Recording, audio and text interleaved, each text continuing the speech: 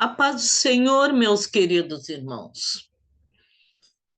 Hoje nós vamos estudar o capítulo 13 do livro de Zacarias. Já estamos quase terminando os profetas menores. Este tema é sobre o pastor ferido. E Zacarias, ele profetizou lá no período de 520 a 480, durante o reinado de Dario I, que Dario I, ele reinou de 522 a 486 antes de Cristo. E esse versículo tão conhecido nosso, de João 3,16, eu entendo assim, ele resume todo este capítulo. E diz assim: porque Deus amou o mundo de tal maneira que deu seu Filho unigênito, para que todo aquele que nele crê não pereça, mas tenha a vida eterna. E vamos ver a confirmação deste versículo de João 3,16 no decorrer deste capítulo 13 de Zacarias.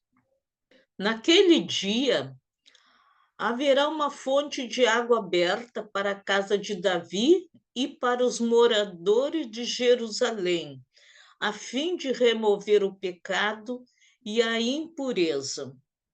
Naquele dia, vocês lembram que essa expressão, naquele dia, Zacarias usa muito. Por que ele usa muito? Porque são coisas que viriam ainda no futuro.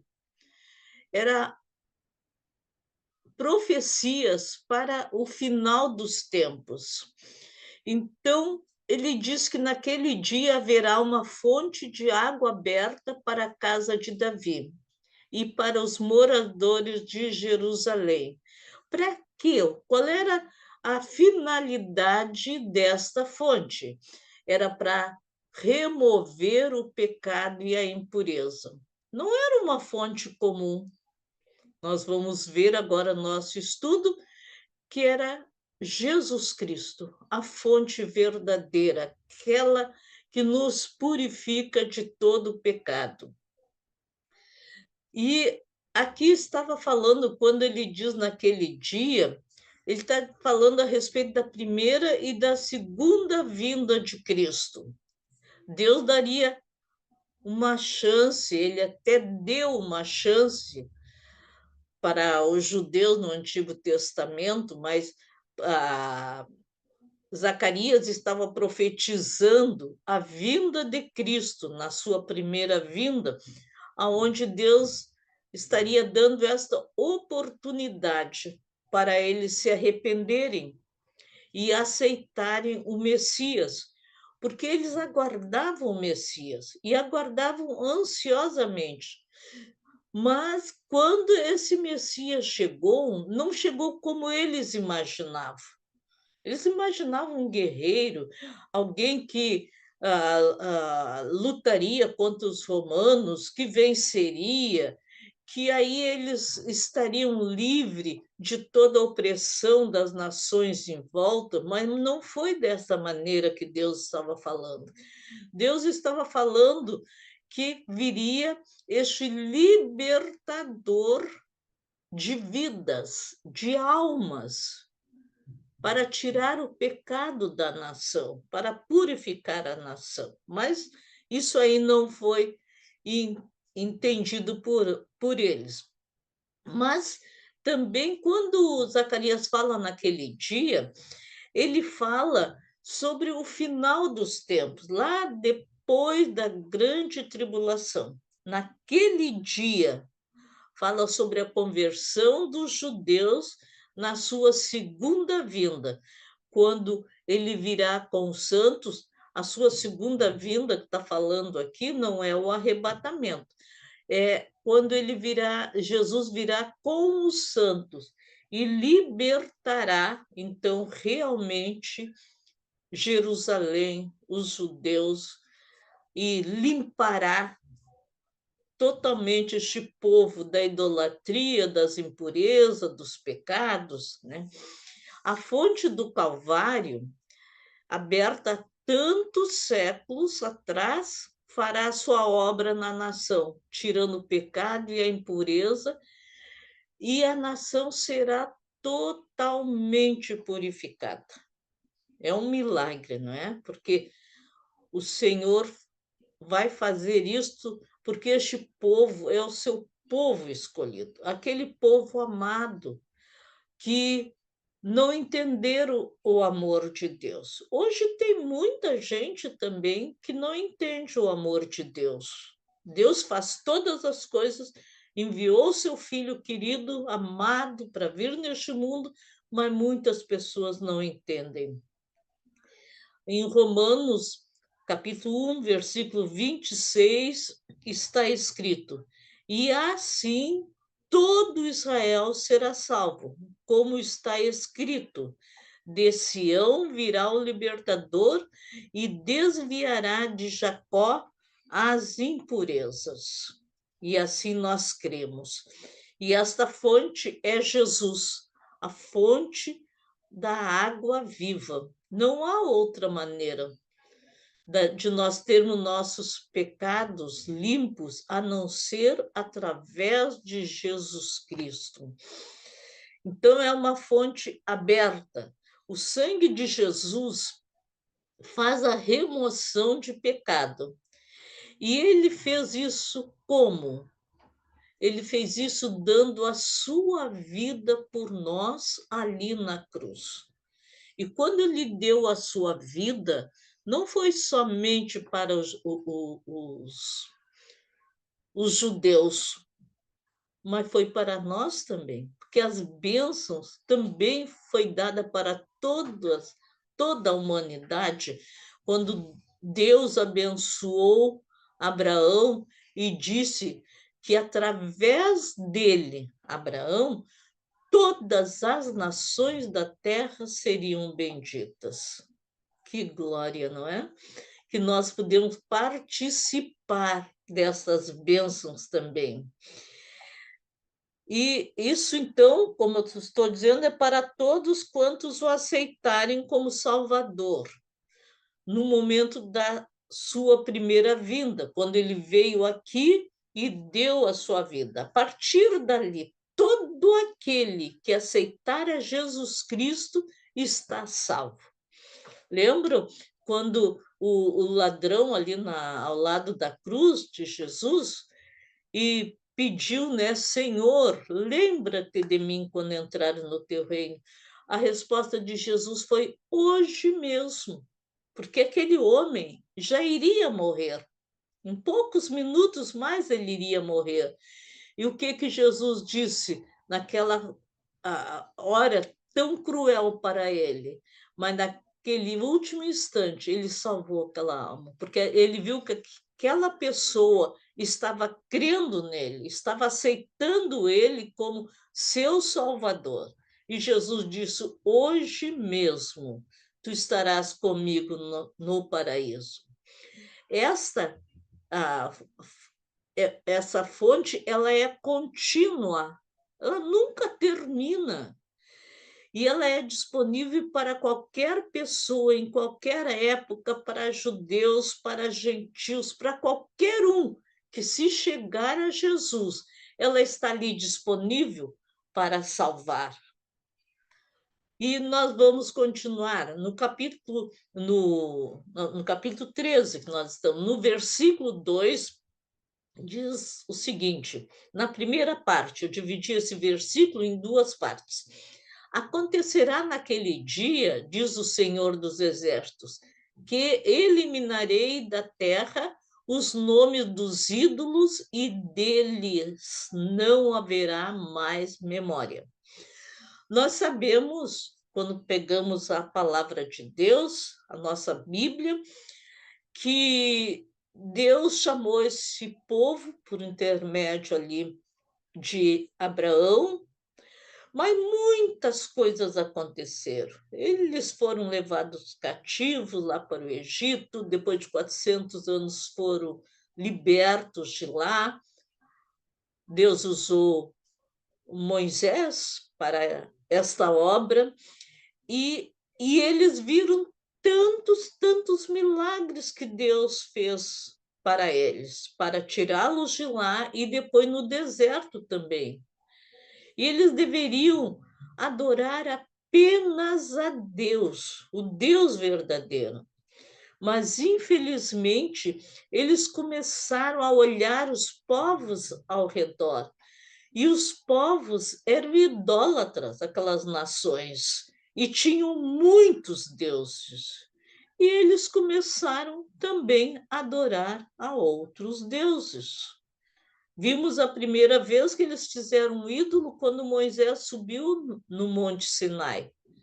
Moisés demorou alguns dias e eles já desistiram de aguardar as palavras que Moisés tinha ido falar com Deus e Deus daria para eles. E fizeram aquele bezerro de ouro. E incrível, começaram a adorá-lo e a dizer: esse é o Deus que nos tirou do Egito. Da onde? Que um ídolo feito de ouro, feito pelas mãos de homens, seria um Deus. Mas eles são diferentes de hoje? Não são, meus queridos. A humanidade se repete constantemente. Hoje, as pessoas fazem ídolos e depois estão lá adorando aquele ídolo, aquele santo, aquela santa, pedindo as bênçãos e não estão se dando por conta que aquilo ali é uma imagem feita por homens, que não tem poder nenhum. Que o Senhor nos guarde, nos livre de toda idolatria. E a idolatria, vou dizer mais uma coisa, não é só imagens. Tem muitas coisas na nossa vida que muitas vezes pode se transformar num ídolo. A televisão, a internet, o carro, a casa, nossos filhos. Então, a gente tem que ter muito cuidado para colocar Deus acima de todas as coisas. Ele é o principal, ele é o primeiro em nossas vidas.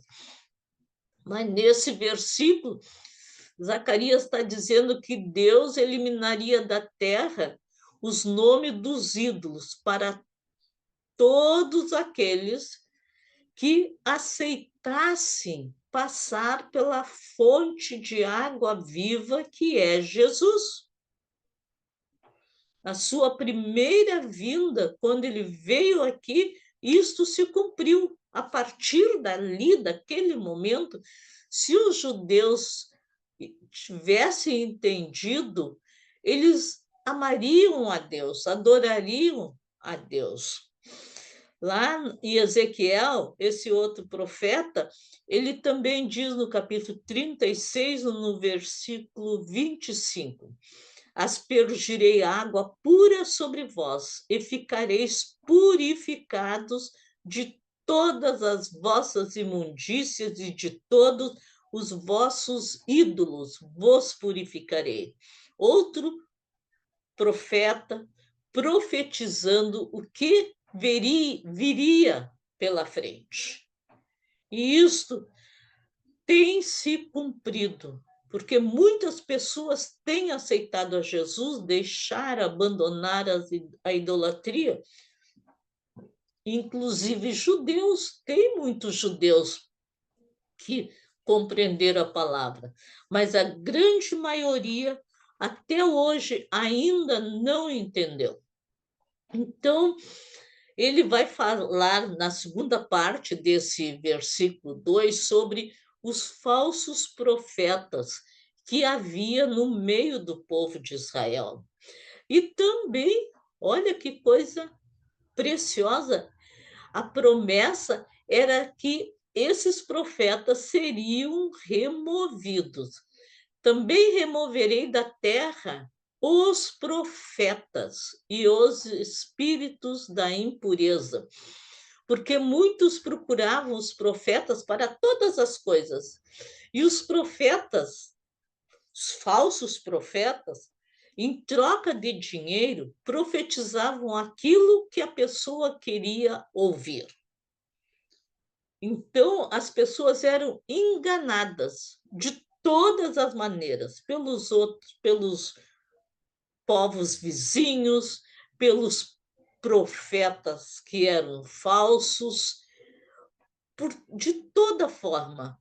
Mas, no futuro, Zacarias disse, no futuro, o falso profeta enganará Israel. Aqui ele já está falando no final dos tempos, na grande tribulação, que infelizmente o povo de Israel vai ter que passar por aquilo para poder entender a mensagem de Deus. Então, o falso profeta enganará Israel no primeiro período da grande tribulação. Na primeira parte, nós temos esse estudo sobre o Apocalipse, que nós já fizemos. Então, se alguém quiser, procure lá nos nossos vídeos sobre essa lição, né? Mas na segunda metade daqueles 7 anos da grande tribulação, o falso profeta vai se mostrar. Ele e o falso Cristo vão mostrar quem são na realidade. E aí eles vão entender que foram enganados, mais uma vez foram enganados. Haverá um tempo em que o povo não tolerará mais os ensinamentos falsos, que vai ser nessa segunda metade da grande tribulação, né? Pois esse remanescente será fiel aí ao Messias tão esperado. Mas que remanescente que é este? Quem é?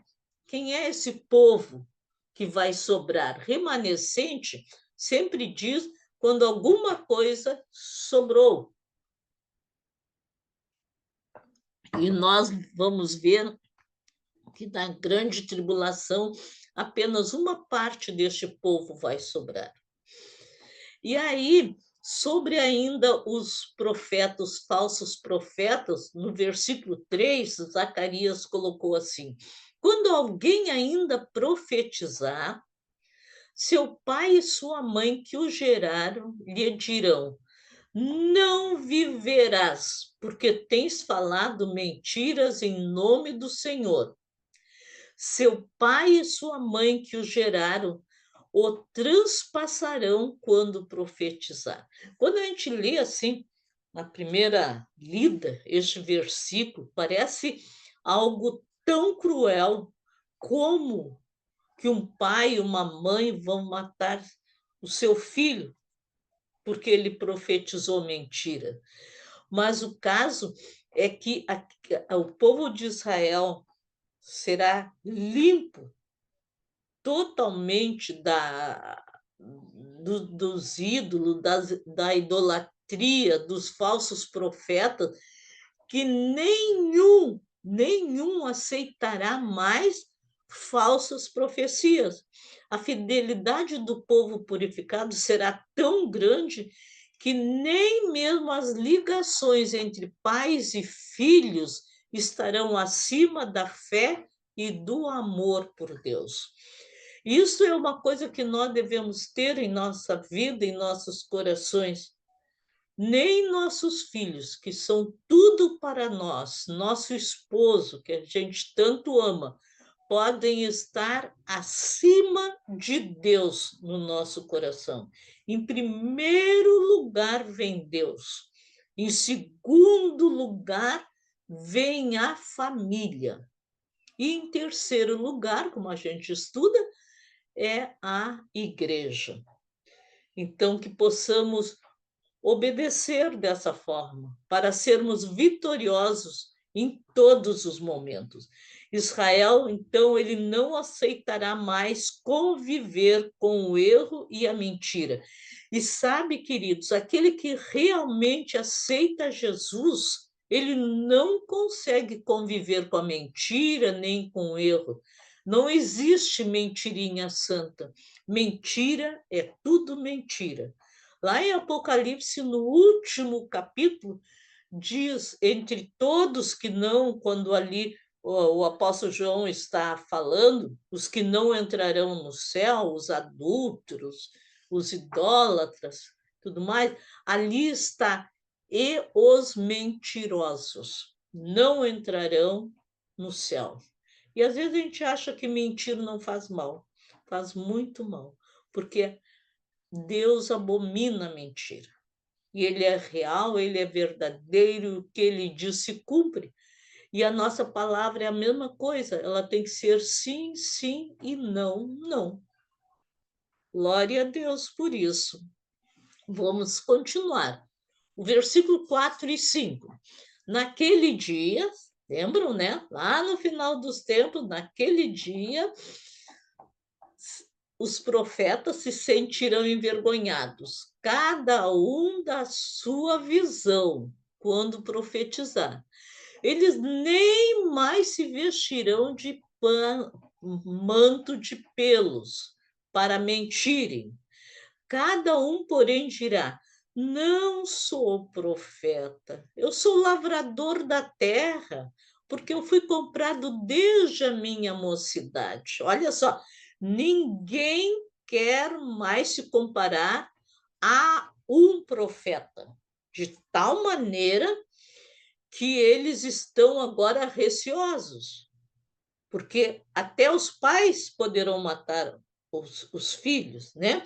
Os falsos profetas que antes eles tinham tanto orgulho da sua profissão, se gloriavam disto, no dia da purificação de Israel, eles se envergonharão de seu ofício e não quererão mais ser chamados de profetas e não terão espaço no meio do Israel convertido. Agora houve uma conversão total no meio do povo de Israel. E esses falsos profetas, eles vão deixar o seu ofício, eles vão arar a terra, eles vão fazer outra coisa, mas nunca mais profetizarão em nome do Senhor, porque eles mesmos sabiam que era mentira, e ao profetizarem,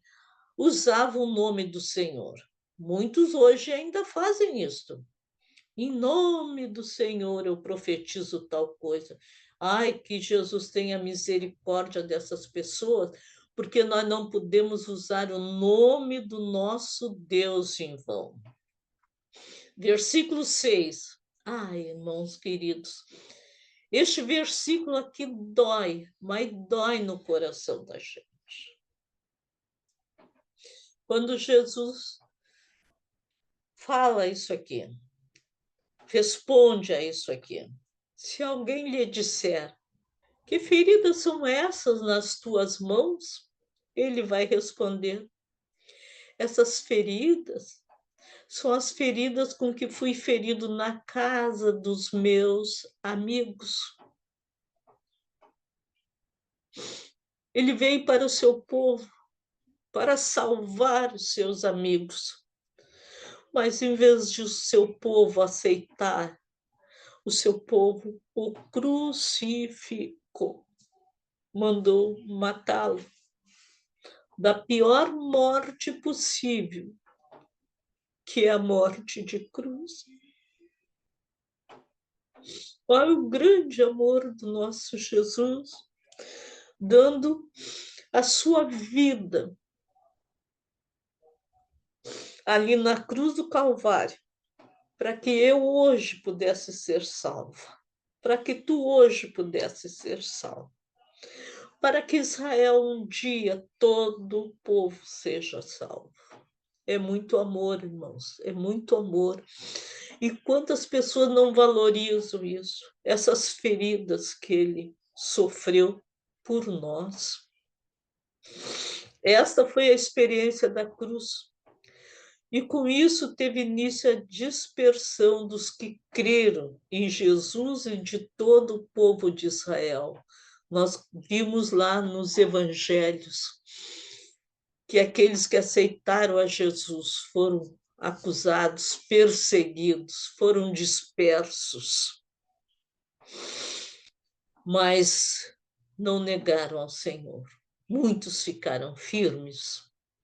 Hoje, em nosso tempo, irmãos, em muitos países, a palavra de Deus não pode ser pregada. Muitos irmãos nossos não podem dizer abertamente que entenderam que essas feridas foram para salvá-los. Eles têm que esconder a sua fé. E eles são perseguidos, eles são mortos, eles são presos, eles sofrem agressões. Em muitos países.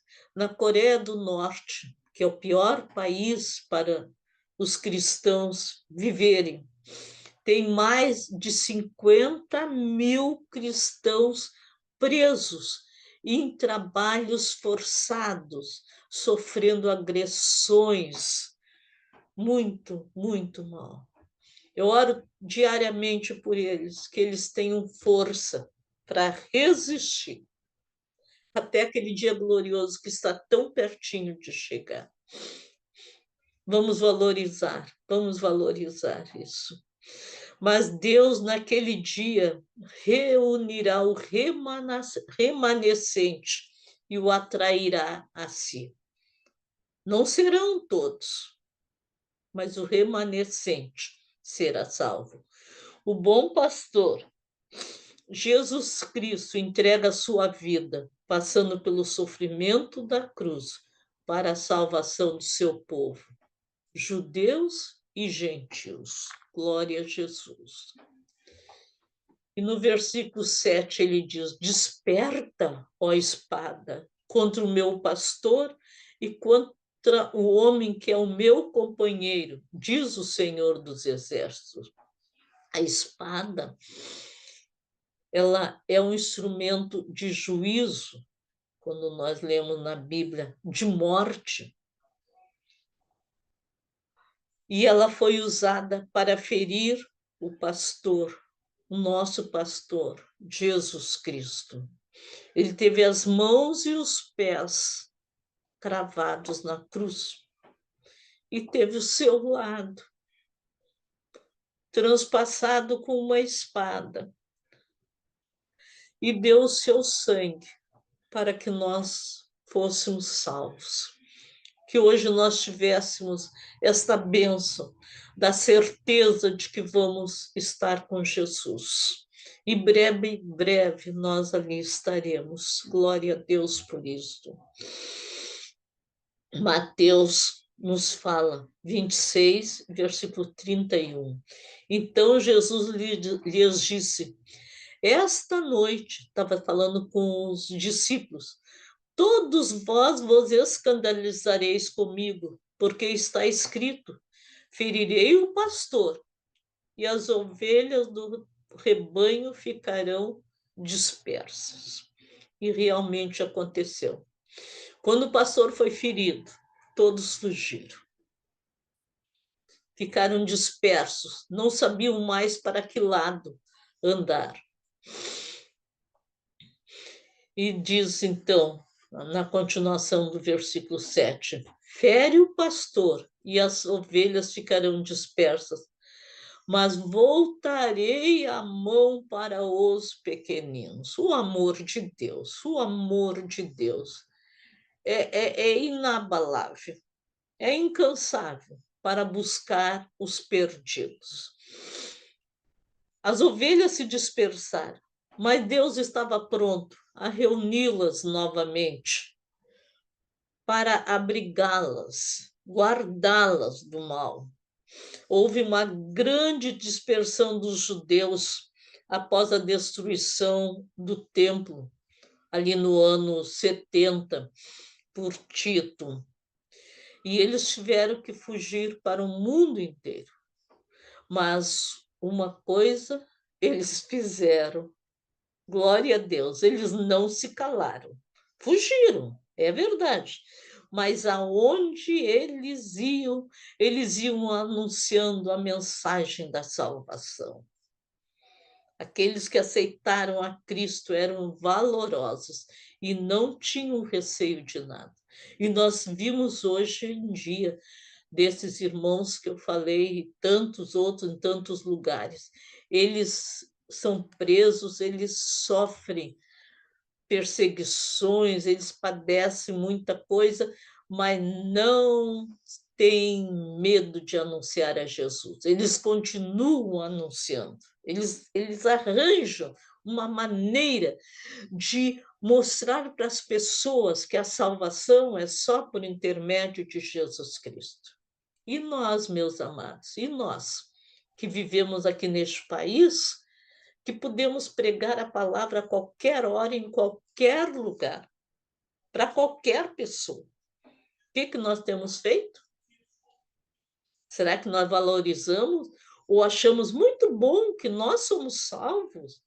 Ah, nós estamos salvos. Na hora que Jesus vier, nós seremos arrebatados. E se morrermos, nós já estamos com Jesus também. E os outros? Ah, os outros que vão buscar. Não, essa é a nossa tarefa.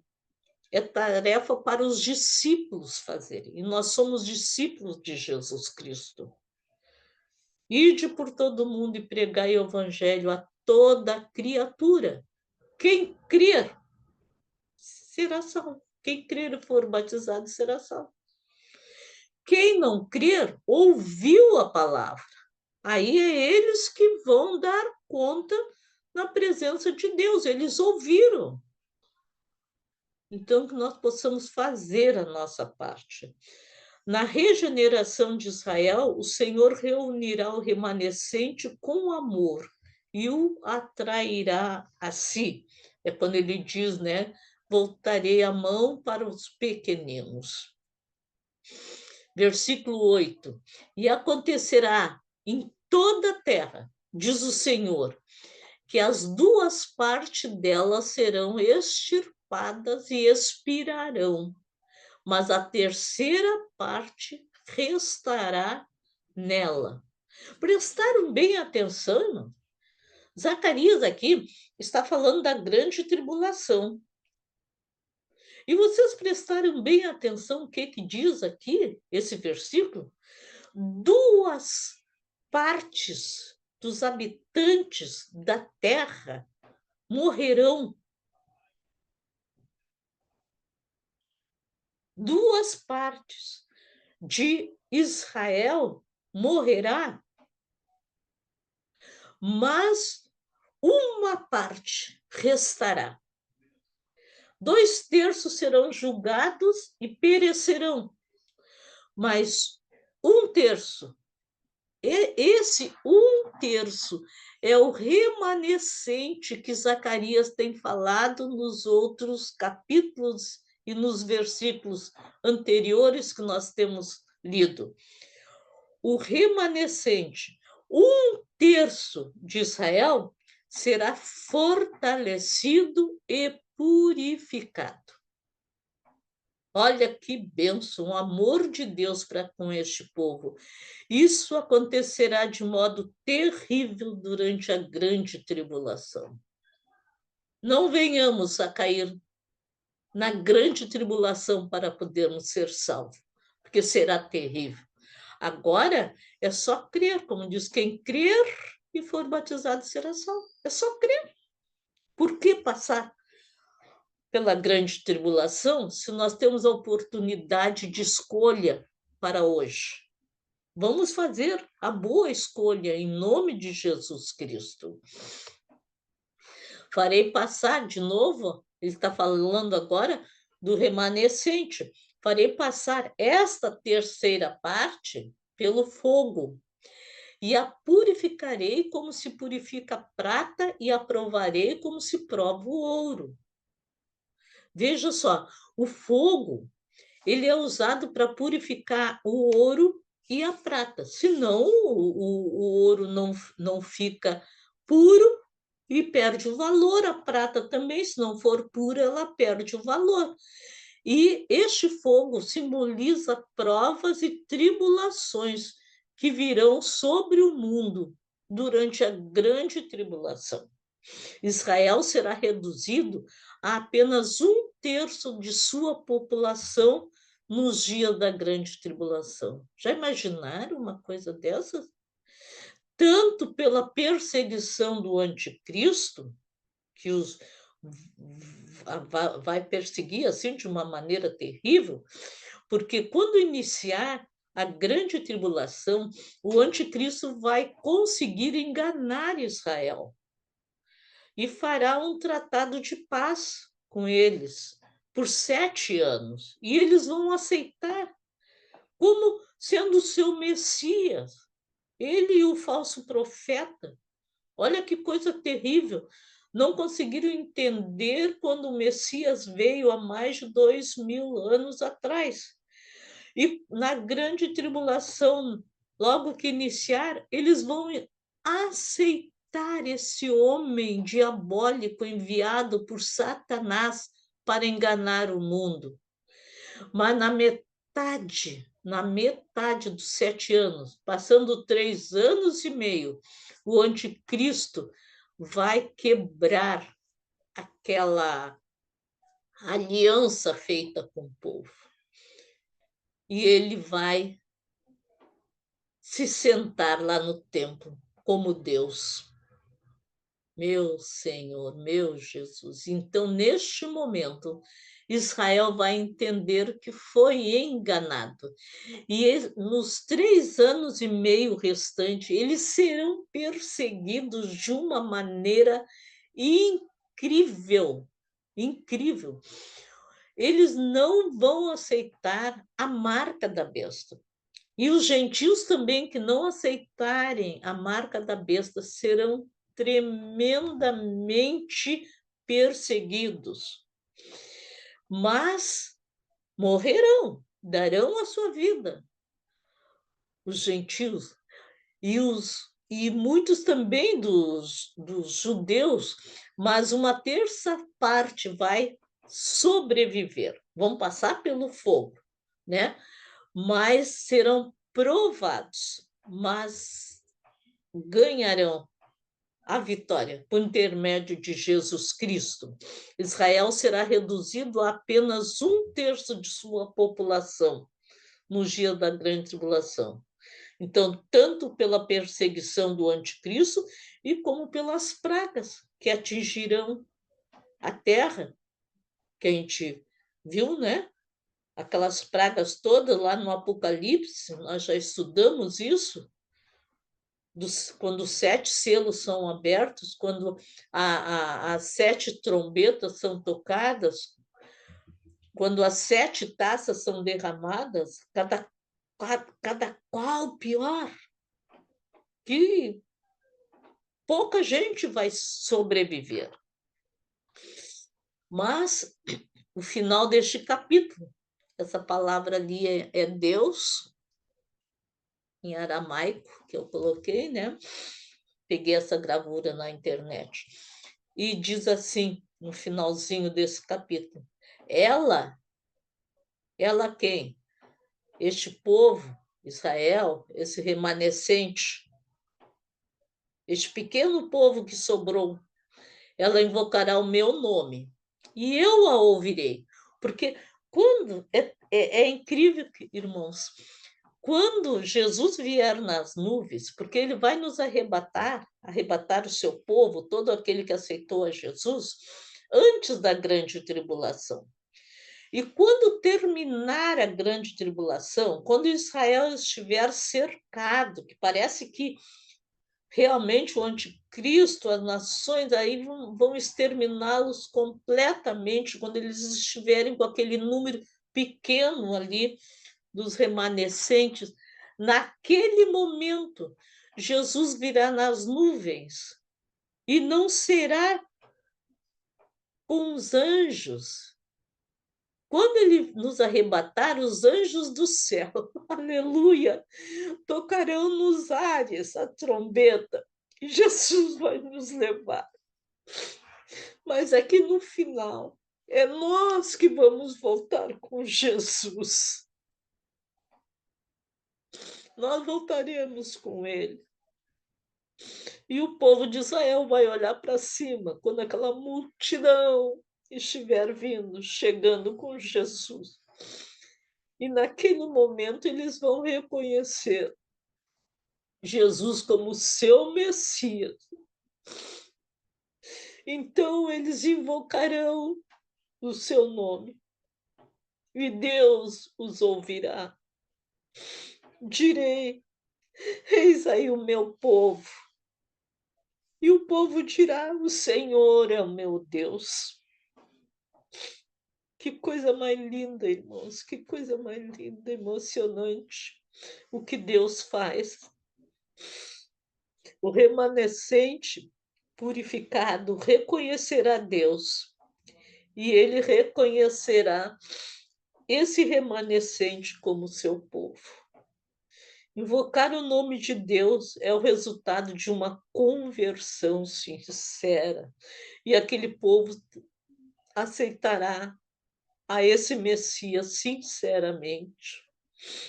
E naquele dia todo o povo será salvo numa mesma hora. E eles é o reconhecimento de que só de Deus vem o socorro. Só nele podemos colocar a nossa confiança. Meus queridos, que lição mais preciosa, que lição mais linda. Quanta coisa maravilhosa nós temos na palavra de Deus que anima o nosso coração e que possamos estar prontinho. Jesus está voltando, queridos. Jesus está voltando. Eu creio que é na minha geração.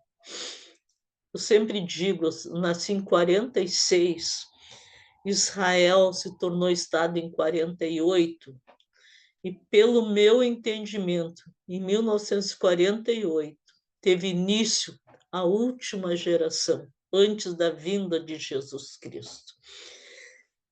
Que Deus abençoe a cada um. Fiquemos firmes em nome de Jesus, esperando a sua vinda gloriosa. Amém. Que Deus abençoe ricamente a